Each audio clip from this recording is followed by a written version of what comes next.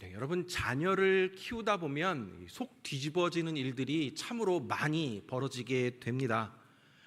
자녀들이 좀 바르게 살기를 바라는 마음에 잔소리도 또 꾸지람도 해보긴 하지만 귀 기울여 듣지도 않고 행동의 변화가 없는 모습들을 보게 됩니다. 이게 도대체 누구를 닮아 그런지 왜 이렇게 말을 잘 안 듣는지 모르겠습니다. 자꾸 엉뚱한 길로 가는 자녀를 보면 이 부모는 애간장이 탑니다. 그럼에도 불구하고 우리 부모님들은 그 자녀들을 포기하지 아니하고 끝까지 사랑합니다. 우리 하나님도 이스라엘 백성들을 보면 그 안타까움에 애간장이 타십니다. 속이 뒤집히십니다. 우리가 지난주에도 살펴보았지만 이 유다는 생수의 근원 되시는 하나님을 버려버리고 바알을 선택합니다. 그래서 바알을 하나님이 사용하여서 심판을 하시죠. 그러나 그것은 이스라엘 백성들을 하나님이 미워해서 그런 것이 아닙니다. 그들을 사랑하기에 어떻게 해서든 정신 차리게 하고 돌아오게 하려는 하나님의 마음이 담겨져 있습니다. 예레미야는 그러한 하나님의 마음을 유다 백성들에게 전합니다. 유다가 하나님의 심판을 받아서 너 이제 멸망할 거야. 회개하고 돌아오지 않으면 멸망할 거야. 바벨론의 포로로 잡혀가서 70년 동안 포로 생활할 거야 라고 예언을 합니다. 비록 예레미야가 타락하고 배교한 유다를 향해서 이렇게 심판의 메시지를 전하기는 하지만 그 메시지가 전부가 아니었습니다. 예레미야서가 모두 52장으로 구성되어 있는데 그 가운데 그 52장 거의 다 대부분이 유다의 심판과 저주와 탄식의 내용입니다. 하지만 그 가운데 30장에서 33장까지는 유일하게 회복의 메시지가 담겨 있습니다. 하나님께서는 예레미야의 입을 통해서 미래의 바벨론에서 남은 자들이 다시 예루살렘으로 돌아올 것과 그들을 다시 회복시켜 주실 것을 약속하십니다. 그런데 예레미야가 이러한 미래에 대한 회복과 소망의 메시지를 전한 시기가 언제인지 아십니까? 바벨론 왕 느부갓네살이 예루살렘을 멸망시키기 직전에 예루살렘을 다 포위하고 있는 상황에서 예레미야를 통해서 이러한 놀라운 회복과 위로의 예언을 주고 있는 것입니다. 당장에는 패망의 슬픔과 고통이 가득한 현실이 펼쳐지지만 미래에는 회복의 소망과 기쁨이 기다리고 있다라는 것입니다. 오늘 본문에서 하나님은 그들의 죄악으로 인해 심판을 받아 바벨론의 포로가 될 유다 백성들에게 내가 너희와 새 언약을 맺을 것이다 라고 말씀합니다. 여러분, 오늘 본문은 예레미야서의 핵심 중의 핵심, 하이라이트와 같은 부분입니다. 함께 오늘 말씀 속으로 들어가 보도록 하겠습니다. 자, 31절에서 32절 말씀 보면 여호와의 말씀이니라 보라 날이 이르리니 내가 이스라엘 집과 유다 집에 새 언약을 맺으리라. 이 언약은 내가 그들의 조상들의 손을 잡고 애굽 땅에서 인도하여 내던 날에 맺은 것과 같지 아니할 것은 내가 그들의 남편이 되었어도 그들이 내 언약을 깨뜨렸음이라. 여호와의 말씀이니라. 자, 하나님께서 이스라엘과 유다 집에 새 언약을 맺을 것이다 라고 하십니다. 근데 이 언약은 그들의 조상들을 애굽 땅에서 인도하여 냈던 그 날에 맺은 언약과는 같지 않을 것이다 라고 합니다. 자, 그렇다면 하나님께서 그들의 조상 이스라엘 그 조상들의 손을 잡고 애굽 땅에서 인도하여 내던 그 날에 맺은 언약이 무엇입니까? 출애굽기 19장 4절에서 6절까지 말씀 보면 내가 애굽 사람에게 어떻게 행하였음과 내가 어떻게 독수리 날개로 너희를 업어 내게로 인도하였음을 너희가 보았느니라. 세계가 다 내게 속하였나니 너희가 내 말을 잘 듣고 내 언약을 지키면 너희는 모든 민족 중에서 내 소유가 되겠고 너희가 내게 대하여 제사장 나라가 되며 거룩한 백성이 되리라. 너는 이 말을 이스라엘 자손에게 전할지니라 라고 되어 있습니다. 자, 하나님께서 그들의 조상인 이스라엘 백성들을 애굽의 압제로부터 구원해 내셨습니다. 이스라엘 백성들을 출애굽시킨 것은 단순히 그들에게 정치적으로, 경제적으로, 사회적으로 자유를 주시기 위함만이 아니었습니다. 하나님께서 이스라엘을 선택하시고 구원해 내신 것은 그들과 언약을 체결하고 그들에게 율법을 주어서 거룩한 백성이 되게끔 하기 위함이었습니다. 언약을 체결함으로써 하나님은 이스라엘의 하나님이 되어서 이스라엘에게 은혜를 베풀어 주시고 이스라엘을 보호해 주시는 것이고, 이스라엘은 그 하나님 앞에 반드시 순종하며 충성해야 하는 언약이 체결된 것입니다. 자, 그런데 오늘 본문에서 하나님은 내가 그들의 남편이 되었어도 그들은 나의 언약을 깨뜨려 버렸다 라면서 한탄하십니다. 하나님은 이스라엘과의 언약을 맺으실 때 마치 남편과 아내 관계를 염두에 두면서 언약을 맺으셨습니다. 그만큼 이스라엘이 하나님과 친밀하게 되는, 하나가 되는 관계를 원하셨습니다. 그런데 남편을 두고 나가서 바람을 피운 여인처럼 이스라엘은 남편이신 하나님을 버려버리고 나가서 온갖 우상 숭배를 저질렀습니다.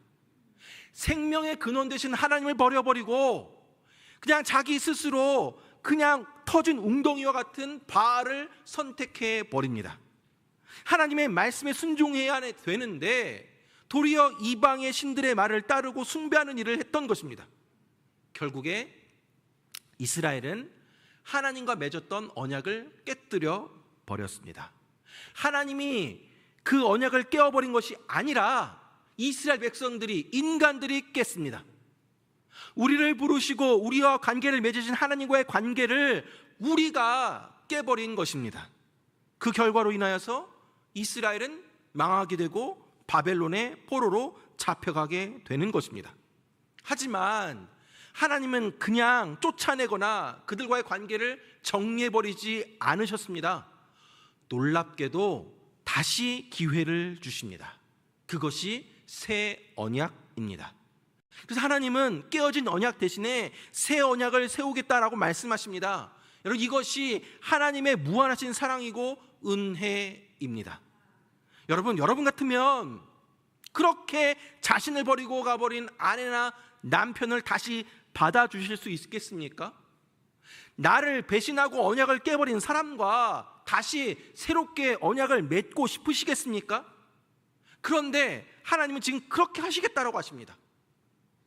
여러분, 하나님께서 이번에 유다 백성들과 맺으시는 이 언약은, 이 새 언약은 옛 언약, 이전의 언약과는 다르다라고 하십니다. 자, 그렇다면 하나님이 이스라엘 백성들과 다시 맺으시는 새 언약은 과연 옛 언약과 무엇이 다르며 또 새 언약의 축복이 무엇인지 오늘 말씀을 통해 함께 살펴보도록 하겠습니다. 자, 첫 번째로 하나님의 법을 마음에 새기십니다. 33절 말씀 보니까, 그러나 그날 후에 내가 이스라엘 집과 맺을 언약은 이러하니 곧 내가 나의 법을 그들의 속에 두며 그들의 마음에 기록하여 나는 그들의 하나님이 되고 그들은 내 백성이 될 것이라 여호와의 말씀이니라 라고 되어 있습니다. 자, 이 말씀은 예레미야서에서 소개되는 새 언약입니다. 새 언약은 옛 언약과 다르다고 하였습니다. 옛 언약은 앞서서 말씀드렸다시피 출애굽한 이스라엘 백성들이 시내산에서 하나님으로부터 받은 율법을 의미합니다. 그 율법의 내용들이 출애굽기 19장에서 민수기 10장까지 총 613가지의 율법이 나오는데, 이 613가지의 율법을 줄이고 조려서 요약한 것이 바로 십계명입니다. 시내산에서 받은 율법, 그 십계명은 어디에 새겨져 있었습니까? 돌판에 새겨져 있었습니다. 하나님께서 시내산 언약은 내가 돌판에 새겼지만 이제 내가 이스라엘 백성과 새롭게 맺을 언약은 그들의 속에 두며 그들의 마음에 기록하겠다라는 것입니다. 새 언약은 너희들의 마음판에 새겨둘 것이다 라는 말씀입니다. 언약의 내용은 똑같습니다. 동일합니다. 구약의 율법의 내용입니다. 그러나 하나님께서 언약을 주시는, 언약을 기록하는 방식이 다른 것입니다. 여러분, 이스라엘 백성들은 하나님으로부터 말씀을 받아 돌판에 새기는 데는 성공했지만 마음에 새기는 데는 실패하였습니다. 그러니 하나님의 약속을 말씀대로 살지 못하였고 자기 뜻대로 살다가 하나님과의 약속을 잊어버린 것입니다. 십계명이나 다른 율법들이나 옛 언약 자체가 문제가 아니라 이스라엘 백성들이 문제였습니다. 율법은 좋은 것이었지만 그 백성들이 그 율법을 지킬 수 있는 내적인 능력이 없었던 것입니다. 그래서 이제 새 언약은 너희의 마음에 새겨줄 것이다. 그래서 내가 너희들에게 명한 그 율법을 순종하게 하겠다라는 말씀입니다. 하나님께서 새 언약을 마음에 새기시는 목적은 하나님의 율례대로 생활을 하고 하나님의 규례를 지키고 실천하기 위해서입니다. 하나님께서 지키라 라고 하신 말씀들을 날마다 지켜나가게 하시고, 또한 모든 일들을 판단할 때 하나님의 말씀이 주시는 지혜를 따라 판단하여 행하게 하신다라는 뜻입니다. 이렇게 달라진 백성과 하나님과의 관계는 어떻게 되겠습니까? 나는 그들의 하나님이 되고 그들은 내 백성이 될 것이다. 그들이 나의 백성이 되고 나는 그들의 하나님이 되시겠다는 것입니다. 하나님과 그 백성이 그렇게 다시 가까운 사이가 되겠다라는 뜻입니다. 그들의 패역함으로 인해서 하나님과의 관계가 단절되었는데 그 관계가 완전히 회복될 것을 예언하고 있습니다. 하나님께서 새 영, 새 심령을 주시고 새 언약을 마음판에 새기시겠다라고 하십니다. 그래서 백성에게 순종할 수 있는 동기를 주셔서 회개와 믿음으로 하나님께 응답하며 변화된 삶을 살게 하시는 것입니다. 우리 속에 내면적으로, 본능적으로 하나님을 사랑하게 되고 하나님께 순종하게 되는 은혜가 나타나게 될 것이다 라는 말씀입니다. 자, 두 번째로 새 언약의 내용은 어떤 내용이냐? 하나님을 체험적으로 알게 하십니다. 34절 상반절 말씀 보니까 그들이 다시는 각기 이웃과 형제를 가리켜 이르기를 너는 여호와를 알라 하지 아니하리니 이는 작은 자로부터 큰 자까지 다 나를 알기 때문이라 라고 하고 있습니다. 여러분, 유다 백성들은 하나님을 알기는 알았습니다. 근데 멀리서 간접적으로 알았습니다. 모세에게 당신이 하나님 음성 듣고 우리에게 얘기해 주십시오. 우리가 직접적으로 알길 원하지 않습니다. 그리고 그들의 죄도 제사장들이 그들의 그 짐승 가지고, 제사장들이여 우리의 죄를 이 짐승에게 짐승 가지고 제물 드릴 테니까 대신 새 제사 좀 드려주십시오. 우리가 직접 가지 않겠습니다. 선지자들 하는 말씀을 듣고 그걸 우리에게 선지자들 통해서 가르쳐 주십시오. 내가 직접 듣지 않겠습니다. 그러니까 유다 백성들은 하나님에 대한 지식을 간접적으로 알고 있었습니다. 그런데 새 언약 아래서는 더 이상 하나님을 알라 라고 간접적으로 가르칠 필요도 없고 배울 필요도 없다라는 것입니다. 모세나 제사장이나 선지자를 통하지 않고서도 너희가 직접 하나님을 만날 수 있다라는 거죠. 하나님에게 직접적으로 나아가서 하나님을 알고 경험할 수 있게 된다라는 것입니다. 34절에서 이 하나님을 안다라는 것은 머리로 아는 지식이 아니라 체험적인 지식을 말하는 것입니다. 체험을 해봐서, 경험을 해봐서 아는 것을 의미합니다. 성경에서 특히 구약에서 안다라는 단어는 부부가 서로를 친밀히 아는 관계를 의미합니다. 하나님을 안다라고 하는 것은 지식적으로나 이성적으로 하나님을 이해하는 정도가 아니라 하나님과 아주 친밀한 인격적인 교제가 이루어지고 있는 것을 의미합니다. 하나님께서는 새 언약 아래에 있는 작은 자에서 큰 자까지 모든 사람이 하나님을 이처럼 친밀하게 가깝게 체험적으로 알게 될 것이다 라고 말씀하십니다. 그렇게 되면 이웃이나 형제에게 하나님을 알라 라고 요구하지 않아도 될 것이며, 나아가 지식이 모자라 하나님을 떠나는 일도 없게 될 것입니다. 하나님과 이 새 언약의 관계 속에서 살아가는 사람들에게는 하나님을 더 많이 알기 원하는 사모함이 있습니다. 세상 사람들은 하나님을 아는 것이 뭐가 그렇게 중요하냐라고 생각하겠지만, 하나님을 아는 것이 모든 지식과 지혜의 근본이 됨을 깨닫기 때문입니다. 하나님을 아는 것이 그 어떤 다른 것을 아는 것보다 기쁘고 가치가 있는 것입니다. 그러기에 더 이상 하나님의 법이, 하나님의 그 율법이 무거운 짐이나 억지로 해야 하는 의무가 되는 것이 아닙니다. 하나님의 법에 나타나는 그 하나님의 마음을 이해하며 즐거운 마음으로 하나님의 그 율법을 지킴으로써 하나님을 기쁘시게 한다라는 것이 바로 이 새 언약의 내용입니다. 세 번째로, 하나님께서 죄를 기억하지 않으십니다. 34절 하반절 말씀 보니까 내가 그들의 악행을 사하고 다시는 그 죄를 기억하지 아니하리라, 여호와의 말씀이니라. 자, 하나님은 내가 그들의 죄악을 사하고 다시는 그 죄를 기억하지 아니하리라 라고 하십니다. 하나님께서 새 언약 아래에서는 이 죄를 새롭게 다루시겠다라는 의미입니다. 하나님이 죄를 다스리는 대원리가 무엇인지 아십니까? 히브리서 9장 22절 말씀에 보면 이렇게 나와 있습니다. 피 흘림이 없은즉 사함이 없느니라. 무슨 이야기입니까? 내가 죄를 지었는데 어떻게 하냐? 피 흘림이 없이는 죄 사함이 없다라는 것입니다. 그러니까 옛 언약 아래에서는 어떻게 합니까?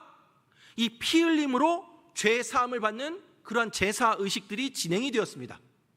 사람이 피 흘리고 죽어야 될 것을 대신해서 짐승이 피 흘리고 죽는 제사를 드렸던 것입니다.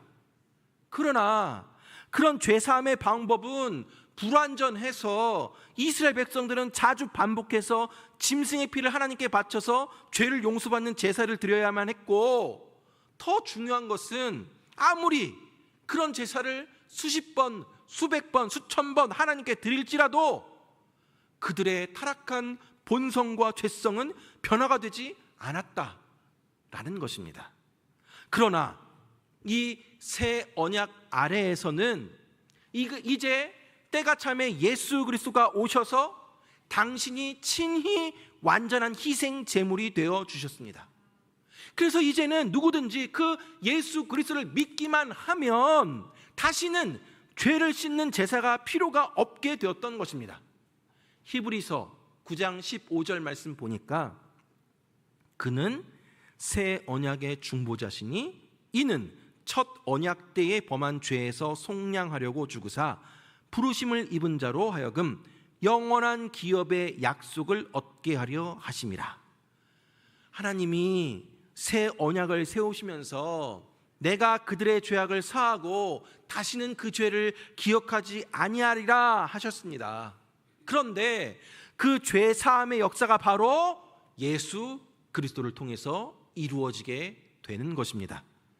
예수 그리스도가 새 언약의 중보자가 되어 주셨습니다. 히브리서 13장 20절 말씀에 보면 양들의 큰 목자이신 우리 주 예수를 영원한 언약의 피로 죽은 자 가운데서 이끌어내신 평강의 하나님이라고 되어 있습니다. 예수 그리스도의 피를 영원한 언약의 피라고 말씀하고 있습니다. 하나님이 맺으시는 새 언약은 예수 그리스도를 통해서 세워지게 되는 것입니다.